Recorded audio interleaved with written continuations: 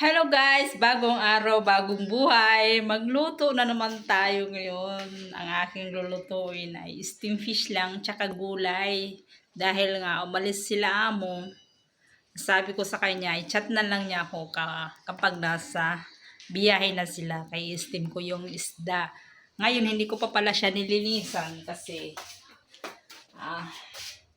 nagtrabaho pa ako. Siyempre naglinis pa ako ng mga kwarto. Kaya hindi ko pa nilinisan isda. Ito lang pala yung isda na aking i-steam.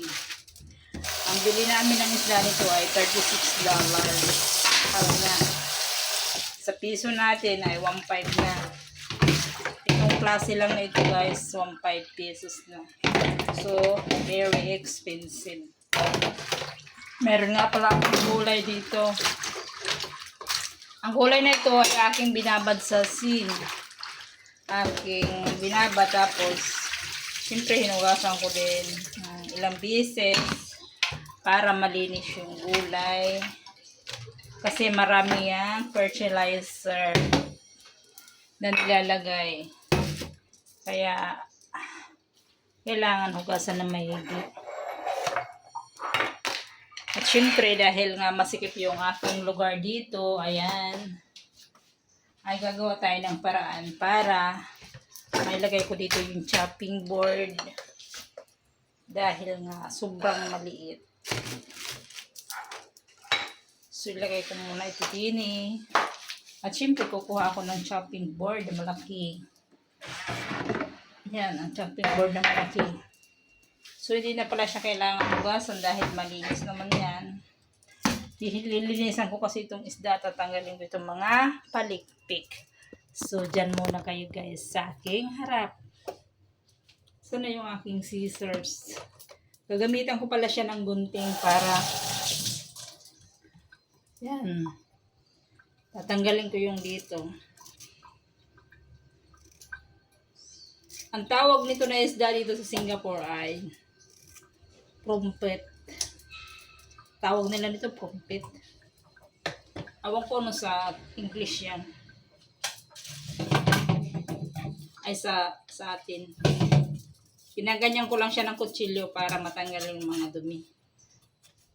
Pero malinis na to siya. Ulitin ko lang. Ang bilhin pala namin na isda. Mahal na nga. Hindi siya sariwa. Kasi iba kasi pag sariwa mayroon pang mga dugo-dugo. Ito wala na siyang dugo. Wala siyang mga dugo-dugo. Saka yung gaano kalaki. Ilalagay ko yan sa stainless na parang plato. Ayan. Hindi ko alam kung ang tawag dito. Basta ako yung luto lang. So gaganyan ko siya. Siyempre ilalagay ko tong mga tomatoes. Ayan, mga tomatoes. Tapos mamaya babalyan ko siya ng mainit na tubig para matanggal muna yung lansa. Ngayon ilalagay ko muna ito dito para ma-rinse ko siya. Pero mamaya tatanggalin ko rin siya kasi. At syempre, kalimutan ko pala yung aking luya. Kailangan maghiwa ng luya. Kaya ilalagay ko dyan. Ang pangit ng luya na binili ni Pedro. Matigas. Matanda na.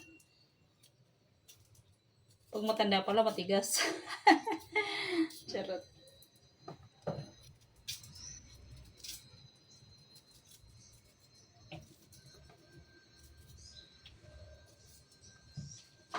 So, kailangan siya lagyan ng luya kasi para matanggal yung lansa ng isda. Ouch! Tik na. Mabuti na lang hindi matalas yung kutsilyo. Kasi kung matalas, wala na. Nadali na. So, ilalagay ko lang siya dyan. Ganyan.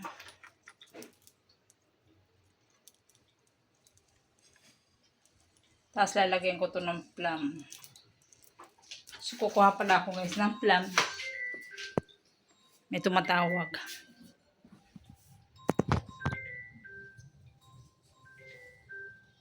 Hello? Ah, I think if you cook for yourself, there's a fish you cook for tonight because okay, you know come for lunch, right? yeah, because we are here the queue need to wait for 1 hour. Oh, because the fish already clean, so I put back the fridge, huh? Yeah, No, I put back to on top lah. On top the fridge. yeah. You put basket on top, huh? Yeah. Okay. So you put hot water already, I don't know. Right? No, I don't put water because you having WhatsApp me, ma. Okay. So you fried veggie already? No. Okay. So don't like that side, then you cook for your lunch now. Okay. Okay. Bye. So, hindi ko na siya lulutuin yung isda. Pero ilalagay ko lang siya sa ref. Ayan. Kasi hindi siya dito kakain. Nandun kasi sila sa bangko nagpalit ng bagong pera. Kasi magcha-Chinese New Year na. Sabi ni Aswang, magluto lang daw ako para sa sarili ko. So ngayon, may kanin na rin naman ako. Magluluto na lang ako ng kahit ano para makakain ako. Ito pala yung plum na ilalagay ko dyan. Ito siya, oh. Lalagyan ko na ng plum para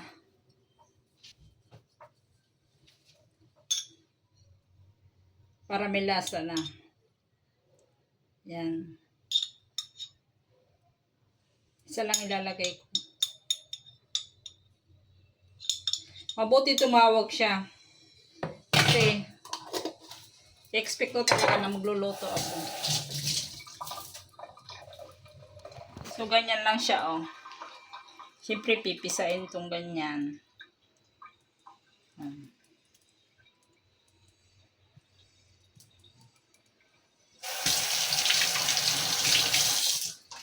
Ilalagay ko yan sa plastic. Ilalagay ko yan sa red. So, yan lang muna guys ang aking videos today. Kaya ako'y magluluto ng aking pagkain dahil wala nga sila. Hindi ko rin alam kung ano lulutuin ko dahil sa ref. Itlog lang naman yung parang mabilis lutuin. So, hindi ko alam kung ano lulutuin ko. Suggest nga kung anong pwedeng lutuin ko. Ako lang kakain mag-isa. So, mamayang gabi, lulutuin ko yung isda. So, yan lang guys ang aking videos. Thank you for everyone. Bye!